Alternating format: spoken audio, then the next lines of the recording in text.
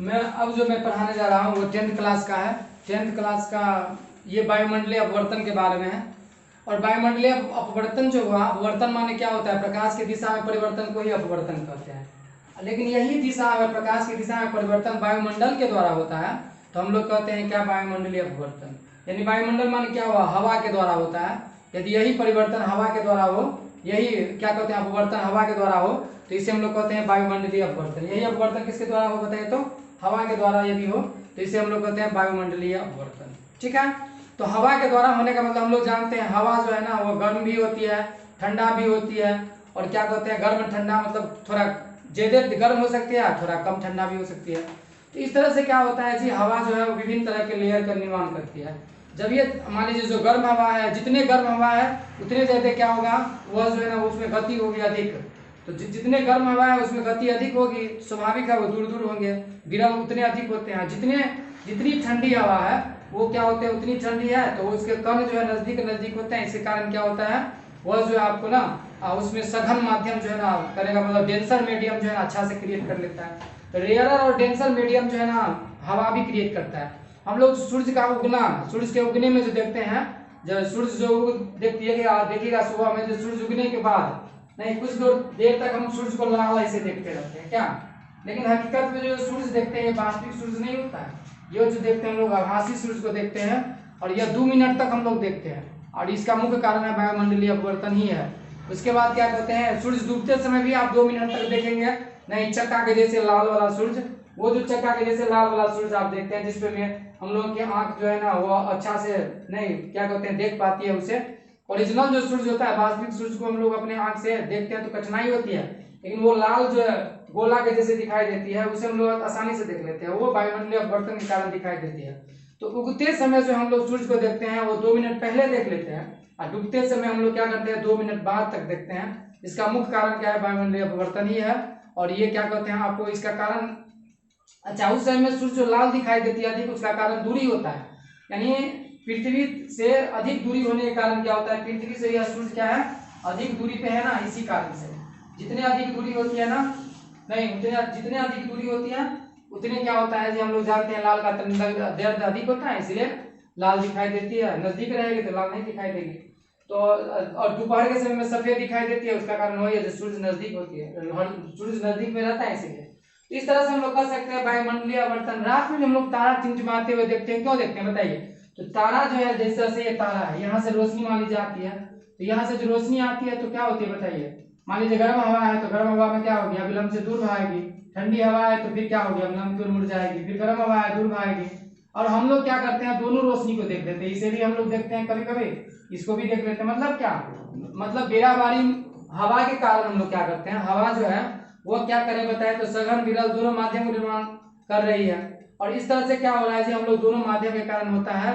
कभी हम लोग विरल माध्यम के कारण जो प्रकाश में परिवर्तन हुआ था, अपवर्तन होता है, उसको देख लेते हैं। तो कभी हम लोग सघन माध्यम में प्रकाश के कारण जो अपवर्तन हुआ था उसे देख लेते हैं। इसी कारण से तारे क्या क्या होते हैं, टिमटिमाते हुए नजर आते हैं। हम लोग टिमटिमाने का मतलब क्या, लुक झुक करना, वो लुक झुक करते हुए हम लोग तारा को देखते हैं। तो तारे का टिमटिमाना भी क्या है, वायुमंडलीय अपवर्तन के कारण होता है। दूसरी बात आप देखिएगा, गर्मी महीना में जब हम लोग सड़क पर जाते रहते हैं तो आगे देखते हैं तो लगता है क्या सड़क पर पानी है, नहीं, लेकिन क्या हकीकत में सड़क पर पानी होता है, नहीं होता है पानी। तो इसका भी कारण वही है, जो गर्म हवा और ठंडी हवा के बीच में क्या होता है, वायुमंडलीय परिवर्तन होता है। इसी कारण से हम लोग इस तरह से देखते रहते हैं क्या। और हम लोग जो रेगिस्तान में जो देखते हैं, रेगिस्तान जो है ना आपको जैसे थार मरुस्थल है, सहारा मरुस्थल है, तो ये थार मरुस्थल से में जो दिखाई देती है उसको बोलते हैं मृग मरीचिका।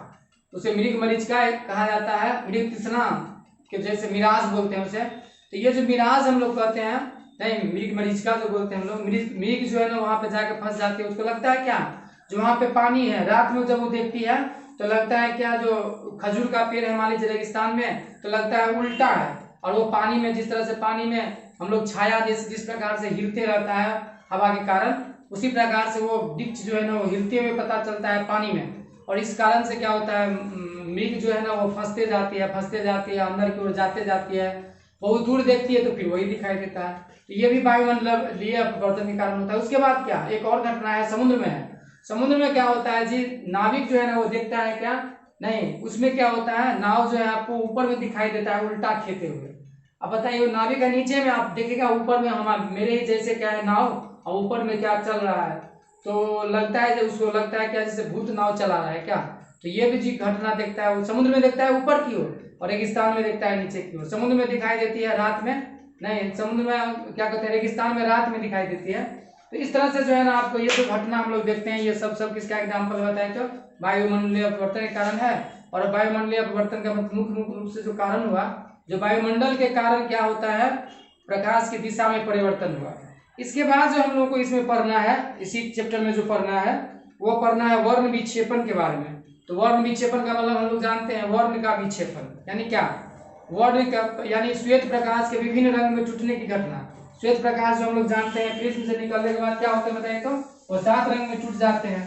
तो श्वेत प्रकाश जो है 7 रंग में जो टूट जाती है प्रिज्म से निकलने के बाद, उसी को हम लोग बोलते हैं वर्ण विक्षेपण। जैसे 7 रंग में से टूट जाती है, हम इसी को क्या बोलते हैं वर्ण विक्षेपण बोलते हैं। ये 7 रंग बैजानी हो पीनाल हम लोग देखते हैं, बैगनी जामुनी पीनाल यहाँ तक लाल, यह जो देखते हैं इसी को बोलते हैं क्या वर्ण विक्षेपण बोलते हैं। और यह जो आप देख रहे हैं ये वर्णपट है, इसे हम लोग क्या बोलते हैं वर्णपट, ये बोलते हैं वर्णपट। इसमें 7 रंग हम लोग देख लेते हैं।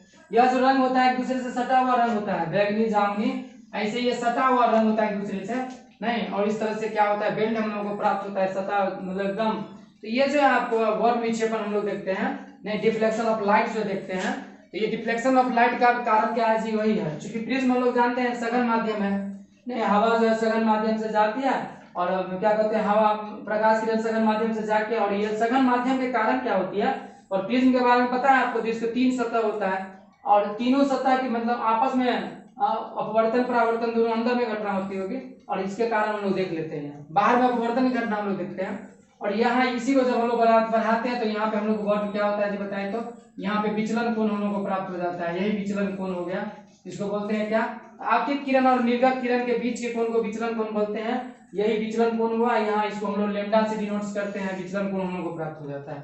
तो यह हुआ। अगर आप चाहते हैं तो जैसे ये श्वेत प्रकाश है 7 रंग में बढ़ जाती है मान लीजिए प्रिज्म से निकलने के बाद, अब वही अगर मान लीजिए हम लोग क्या करें ऐसे प्रिज्म को एडजस्ट कर दें, न्यूटन जो है यही साबित करके दिखाए थे, नहीं जैसे ये मान लीजिए एक प्रिज्म है, ऐसे मान लीजिए 7 रंग में ऐसे गया, और हम लोग क्या करें एक उल्टा प्रिज्म ऐसे लगा दे ऐसे, तो फिर जानते हैं इस श्वेत प्रकाश से हम लोग क्या करेंगे, ये श्वेत प्रकाश है ना ये 7 रंग में यहाँ पे हम लोग को प्राप्त हो गया, और फिर इस प्रिज्म से निकलने के बाद क्या होगा, यह बट के फिर श्वेत प्रकाश में ही बदल जाता है।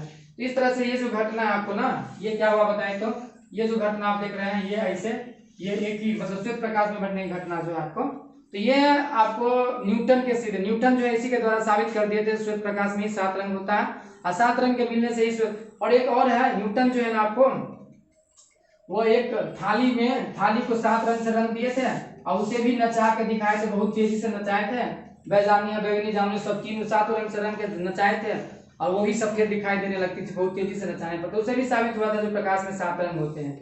और लाल का तरंगदैर्ध्य सबसे अधिक होता है, हम लोग जानते हैं पहले से, बैगनी का तरंगदैर्ध्य सबसे अधिक होता है, जिसका तरंगदैर्ध्य अधिक होता है उसका विचलन कम होता है, जिसका नहीं क्या कहते हैं तरंगदैर्ध्य कम होता है उसका विचलन अधिक होता है। तो इस तरह से हम लोग जो है ना आपको ये पहले ही हम पहले वाले क्लास में भी हम बोल चुके हैं, अपवर्तन वाला क्लास में। और जान लीजिए एंगस्ट्रम का मतलब कितना होता है, जान लीजिए एंगस्ट्रम का मतलब 10 के पावर -10 मीटर होता है एंगस्ट्रम का, और इसे हम लोग एंगस्ट्रम में व्यक्त करते हैं। बैगनी प्रकाश का जो आपको तरंगदैर्ध्य होता है वो कितना होता है बताए, 400 से लेके 440 एंगस्ट्रम होता है, नैनोमीटर होता है। उसके बाद लाल का होता है 620 से लेकर 700 तरंगदैर्ध्य होता है इसका, नहीं नैनोमीटर में होता है ये सब। अब इंद्रधनुष के बारे में हम बता रहे हैं आपको, इंद्रधनुष माने क्या होता है बताइए। तो हम लोग जानते हैं जब वर्षा होती रहती, मान लीजिए यहाँ से वर्षा हो रही है ऐसे ऐसे, और ये वर्षा के बूंद जो है ना ये क्या करते हैं बताए, तो इस वर्षा के बूंद से होकर श्वेत प्रकाश ऐसे जाए, तो यही सब मिलके क्या करते हैं यहाँ पे आकाश में जो है ना एक इंद्रधनुष के जैसे ऐसे रचना, यानी धनुष के आकार के जैसे एक रचना बना देते हैं, समझे। ये धनुष के आकार के जो रचना बनाया जाता है आकाश में ना, यही क्या हुआ जिसको बोलते हैं हम लोग इंद्रधनुष, रेनबो बोलते हैं। और ये इंद्रधनुष जो है ना ये बनाया जाता है किसके द्वारा बताए तो, ये पानी जो है ना, पानी ड्रॉपलेट्स जिसको बोलते हैं हम लोग, यानी पानी के छोटे छोटे बूंद जो ऊपर से बादल में से गिरते रहते हैं, वही क्या होता है तैरते रहते हैं हवा में, और वही हकीकत में प्रिज्म का काम करने लगते हैं। ये जो बूंद है ना ये प्रिज्म का काम कर रहा है, समझे। सब मिल के क्या करता है, इसे इंद्रधनुष को बनाता है। इंद्रधनुष जो होता है ना 2 प्रकार के होते हैं, एक होता है प्राथमिक इंद्रधनुष, दूसरा होता है प्राथमिक इंद्रधनुष होता है और द्वितीयक सेकेंडरी होता है, नहीं प्राइमरी रेनबो और सेकेंडरी रेनबो होता है। प्राथमिक इंद्रधनुष जो होता है ना वो क्या होता है, उसमें लाल होता है ऊपर, जान लीजिए प्राथमिक इंद्रधनुष में लाल ऊपर होता है, बैगनी नीचे होता है। दूसरी बात, प्राथमिक इंद्रधनुष जो होता है ना आपको वो थोड़ा गाढ़ा अधिक होता है, प्राथमिक इंद्रधनुष गाढ़ा भी अधिक होता है।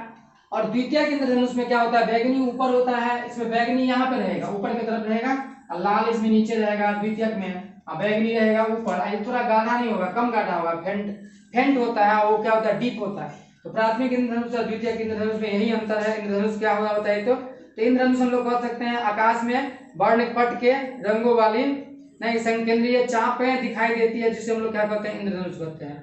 आकाश में क्या होती है, वर्णपट के रंग वाली जो है ना आपको क्या होती है, संकेंद्रीय चाप दिखाई देती है, चाप दिखाई देती है, जिसे हम लोग क्या कहते हैं, इंद्रधनुष कहते हैं। और इसकी उत्पत्ति हम लोग जानते हैं वर्षा के बूंद के कारण होते हैं, वर्षा का बूंद इसमें प्रिज्म के जैसे काम करने लगता है। और यह दो प्रकार के होते हैं। अच्छा एक चीज और जान लीजिए, प्राथमिक इंद्रधनुष में जो होता है ना, जो देखिए जैसे ये मान लीजिए प्राथमिक इंद्रधनुष है, इसमें क्या होता है, एक बार अपवर्तन होता है। देखिए यहाँ पे अपवर्तन हुआ, यहाँ पे इसमें क्या होता है, देखिए अपवर्तन की घटना कितने बार हो रहा है बताएं, एक बार ये अपवर्तन है, एक बार ये अपवर्तन है, यहाँ पे परावर्तन है, यानी दो अपवर्तन और एक क्या हो गया, परावर्तन। प्राथमिक इंद्रधनुष में दो अपवर्तन और एक परावर्तन होता है, जबकि द्वितीयक इंद्रधनुष में क्या होता है, देखिए एक बार ऐसे प्रकाश किरण जाएगी ऐसे, फिर परावर्तन, इसमें दो बार परावर्तन और दो बार अपवर्तन, इसमें दो परावर्तन दो अपवर्तन हो जाती है, मतलब बूंद में से। इसी कारण से क्या होता है, ये थोड़ा फेंट होता है, मतलब उतना गाढ़ा नहीं होता है। द्वितीयक इंद्रधनुष प्राथमिक इंद्रधनुष गाढ़ा होता है, प्राथमिक इंद्रधनुष में लाल ऊपर होता है, द्वितीयक इंद्रधनुष में क्या होता है, बैगनी ऊपर होता है। यही इंद्रधनुष हुआ। इंद्रधनुष के बारे में आपको थोड़ा जानना था। इसके बाद जानना है आपको नहीं, उसके बाद इस चैप्टर में आपको जानना है वह किसके बारे में, प्रकाश का प्रकीर्णन। तो प्रकाश का जो प्रकीर्णन होता है ना, इसके बारे में लोग जानना है। तो जान लीजिए प्रकाश के प्रकीर्णन जो होता है ना वो किसके द्वारा होता है, सुन लीजिए। इसमें बहुत ही इंटरेस्टिंग बात है, जो जितने छोटा कण होता है ना, आप जानते हैं, हम लोग जानते हैं जो प्रत्येक कण जो इस धरती पे है वो सब क्या होता है, लगभग जैसे मतलब हवा में उपस्थित कण है, वो भी एनर्जी का अवशोषक होता है और प्रकाश ऊर्जा को अवशोषित करते रहता है। तो हवा में जो उपस्थित छोटे छोटे कण है ना, यानी धूल कण, वो क्या करते हैं बताए तो प्रकाश में से जो क्या कहते हैं आपको, प्रकाश ऊर्जा जो सूर्य में से निकल के आ रही है उसे वो अवशोषित करता है, और अवशोषित करने के बाद क्या करता है, कुछ अंश को वह परावर्तित भी करते रहता है। ठीक है, तो वो कुछ अंश को परावर्तित करता है, समझे। जिस अंश को मान लीजिए उस माध्यम उसमें से कुछ कण जो है प्रकाश को अंशतः अवशोषित किया, और क्या कहते हैं, अंशतः अवशोषित करने के बाद क्या हुआ, और कुछ भाग को परावर्तित कर दिया। तो जो भाग परावर्तित किया ना, वो जो भाग होता है मान लीजिए, वो भाग जो है ना आपको क्या होगा बताइए, तो वो भाग आपको डिपेंड है कण पर। कण जो है किस तरह से उस पर डिपेंड है नहीं। और क्या कहते हैं कण के, यानी कहने का मतलब क्या होता है, इसमें एक वैज्ञानिक है, उसका नाम क्या है जी, आपको रेले नाम है वैज्ञानिक का। और ये उनका रेले का जो थॉट है, उनका कथन था, जो प्रकीर्णन जो होती है प्रकाश ना, उस वह प्रकीर्णन की जो घटना होती है, वो प्रकीर्णन की घटना जो होती है वो क्या होता है बताए तो, इसकी जो तीव्रता होती है ना, वो क्या होता है जी, तरंगदैर्घ्य के घात का क्या होता है जी आपको, नहीं चतुर्थ घात होता है। प्रकाश के तरंगदैर्घ्य की चतुर्थ घात का विक्रमानुपाती होता है। कौन होता है बताइए, प्रकीर्णन जो होती है, जो प्रकाश प्रकीर्णन होते हैं ना, प्रकीर्णित प्रकाश जो है आपको, उसके प्रकीर्णित प्रकाश जो है उसकी जो क्षमता होती है वो तीव्रता होती है, प्रकीर्णित प्रकाश की जो तीव्रता होती है वो क्या होती है बताइए तो, तरंगदैर्घ्य के चतुर्थ घात के विक्रमानुपाती, ये रेले बोले थे। तो बताइए जिसके, मान लीजिए सोचिए यहाँ पे आप, जिसके तरंगदैर्घ्य ज्यादा है, जिसके तरंगदैर्घ्य ज्यादा है उसका प्रकीर्णन की तीव्रता क्या होगी बताइए, कम होगा। देखते हैं उल्टा संबंध विक्रमानुपाती है, जिसका तरंगदैर्घ्य कम है उसका प्रकीर्णन क्या होगा, अधिक होगा। इसी कारण से लाल का प्रकीर्णन नहीं होता है, लेकिन बैगनी का प्रकीर्णन हो सकता है। नहीं, लाल का प्रकीर्णन नहीं होता है, लेकिन बैगनी का प्रकीर्णन हो सकता है। और बैगनी का भी क्या कहते हैं, मतलब तरंगदैर्घ्य जो है ना बीच में ब्लू का है, तो ब्लू का इसीलिए होता है क्या जी, ब्लू का प्रकीर्णन सबसे अधिक हो जाता है, प्रकीर्णन की तीव्रता उसकी अधिक होती है।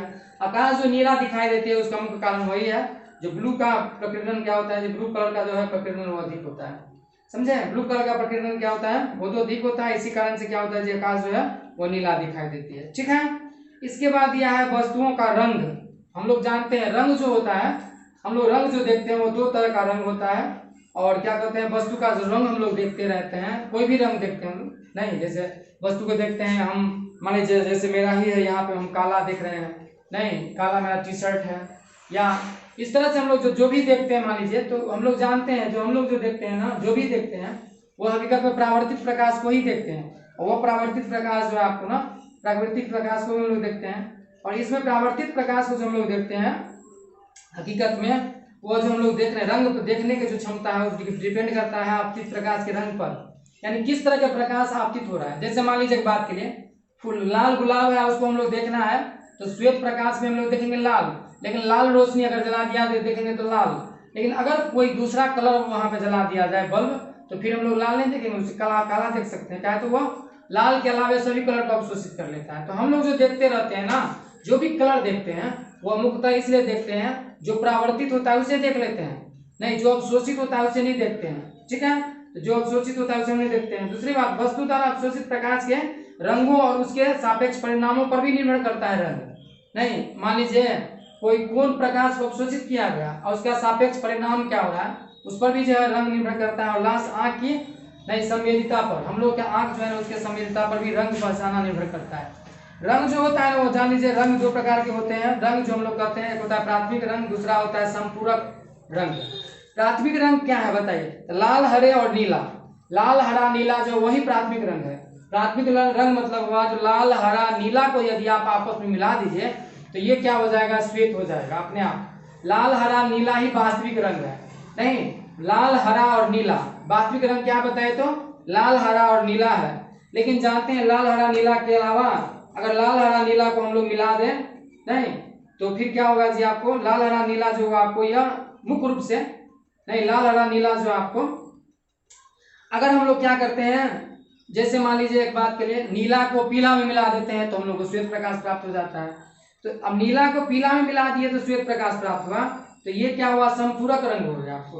उसी तरह से लाल को सियान में मिलाते हैं श्वेत प्रकाश, तो सियान हो गया संपूरक रंग। उसी प्रकार से हरा को मेजेंटा में मिला देते हैं तो बन जाता है श्वेत प्रकाश, तो ये हो गया संपूरक रंग।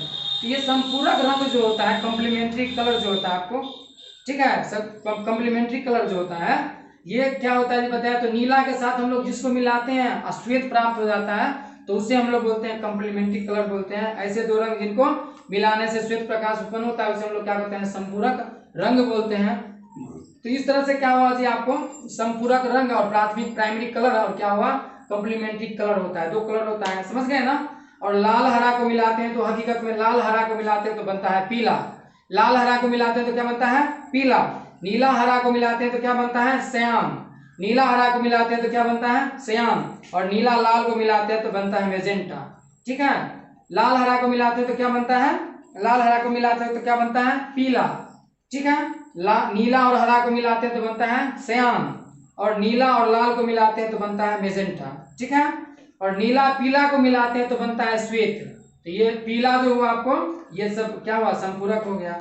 लाल सियान को मिलाते हैं तो बनता है श्वेत, सियान हो गया संपूरक। हरा मेजेंटा को मिलाते हैं बनता है श्वेत, या मेजेंटा हुआ संपूरक। तो रंग कितने होते हैं बताइए, तो रंग हम लोग कर देंगे हकीकत में प्राथमिक रंग जो वह 3 ही है, और वो क्या बताए तो लाल हरा और नीला। लाल हरा और नीला मात्र 3 ही रंग जो है प्राथमिक रंग है, इसी से हम लोग श्वेत रंग प्राप्त कर सकते हैं, समझे। उसी को विभिन्न मात्रा में मिला करके हम लोग रंग जो है ना 7 रंग कहते हैं, नहीं 7 रंग 7 स्वर, इस तरह से क्या है कि 7 रंग जो है इस पूरे रंग के साम्राज्य को स्थापित कर दिया है। लेकिन रंग मुख्यतः प्राथमिक रंग कितने बताइए तो 3 ही है, और संपूरक रंग जो है ना वो भी कितने हैं, 3 है। पीला, सयान और मेजेंटा संपूरक रंग है। पीला, सयान और मेजेंटा संपूरक रंग है। ठीक है, तो इस तरह से क्या हुआ, यह जो आपका वीडियो है आज नहीं ये यहीं पे संपन्न हुआ, और इस तरह से हम फिर आगे भी